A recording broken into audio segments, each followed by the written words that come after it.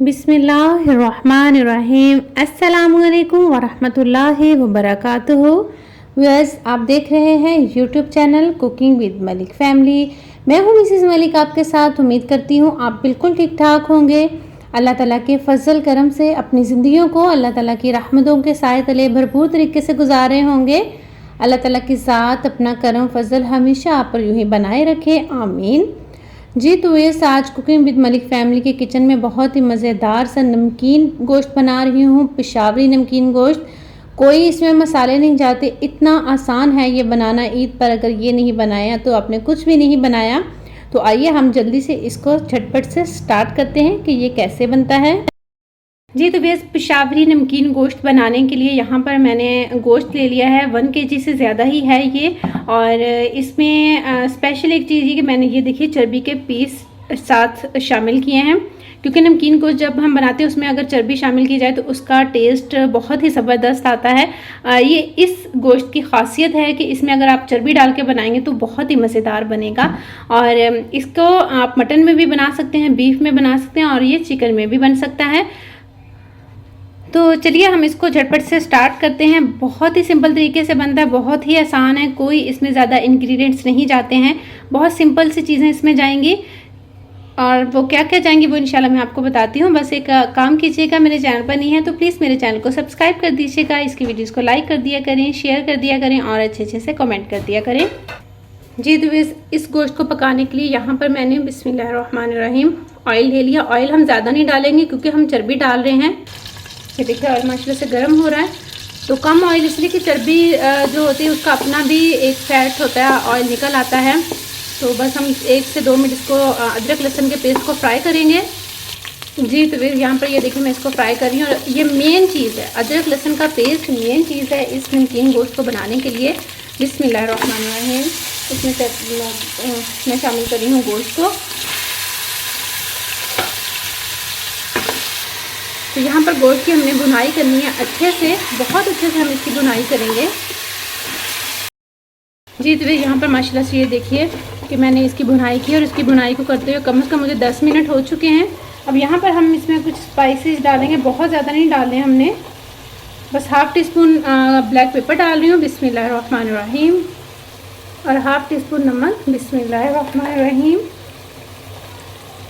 वैसे मैंने इसमें लहसुन अदरक का पेस्ट शामिल किया है, लेकिन यहाँ पर मैं 3 जवे डाल रही हूँ बिस्मिल्लाहिर्रहमानिर्रहीम लहसुन के। और साथ में हम इसमें शामिल करेंगे टमाटर बिस्मिल्लाहिर्रहमानिर्रहीम। मैंने टमाटर फ्रीज़ किए हुए लिए हैं, इसे मैं इनको ग्रेट कर लिया। अगर आपके पास साबुत में है तो आप 4 से 5 पीस करके उनके छिलके उतार के डाल दीजिए। अच्छा, इस रेसिपी में कुछ रेसिपी में इस्तेमाल होता है टमाटर, कुछ में नहीं होता है, क्योंकि पेशावर के कुछ इलाके हैं यहाँ पर इसमें टमाटर शामिल किया जाता है और कुछ इलाकों में नहीं किया जाता। तो अब इसको थोड़ा सा हम टमाटर के साथ भून लेंगे।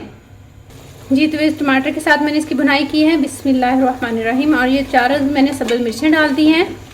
और बस अभी इसमें कुछ भी और शामिल हम नहीं करेंगे। 1 गिलास पानी डाल देंगे बिस्मिल्लाहिर्रहमानिर्रहीम।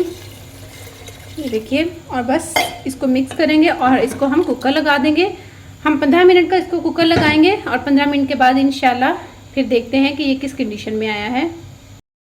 जी तो फिर यहाँ पर मैंने 15 मिनट के बाद कुकर खोला, क्योंकि पानी हमने बिल्कुल थोड़ा सा डाला था, सिर्फ 1 गिलास मैंने पानी शामिल किया था। तो आप ये देख सकते हैं माशाल्लाह से। और आप ये देखिए मैंने कितना कम ऑयल डाला था, लेकिन चर्बी की वजह से आप देख सकते हैं कि इसमें माशाल्लाह से अच्छा खासा ऑयल है।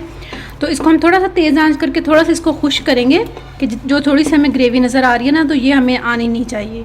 तो इसको मैं कर लूँगी खुश्क इंशाल्लाह, फिर आपको दिखाती हूँ। आप देख सकते हैं। अब लास्ट में बस हम इसमें थोड़ी सी ना काली मिर्ची शामिल करेंगे बिस्मिल्लाहिर्रहमानिर्रहीम। ये इस पॉइंट पर डालना बहुत ज़्यादा ज़रूरी है, क्योंकि इनका एक टेस्ट जो होता है ना वो पहले हम डाल देते हैं ख़त्म हो जाता है।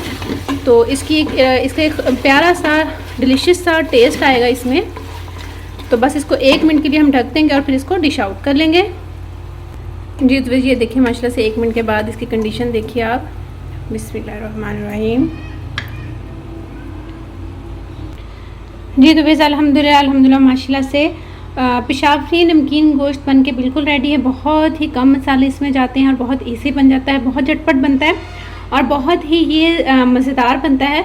आपको पता है कि बकरा ईद स्पेशल पर ज़्यादा गोश्त बिल्कुल भी नहीं खाया जाता है, लेकिन आप इस तरह से बनाएंगे तो इंशाल्लाह आप खा भी सकेंगे और खुश होकर खाएंगे। छोटे बड़े सभी को ये पसंद आएगा। आप ज़्यादा मसालों वाला स्पाइसी गोश्त बनाएंगे तो आपको कभी भी वो अच्छा नहीं लगेगा, खाया भी नहीं जाएगा और बहुत जल्दी दिल भी भर जाएगा।